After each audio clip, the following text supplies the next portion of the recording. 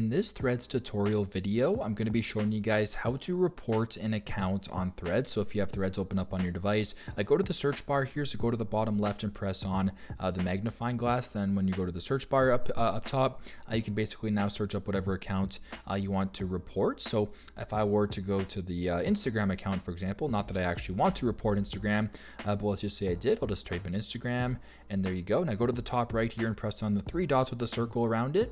Then at the bottom here, press on report.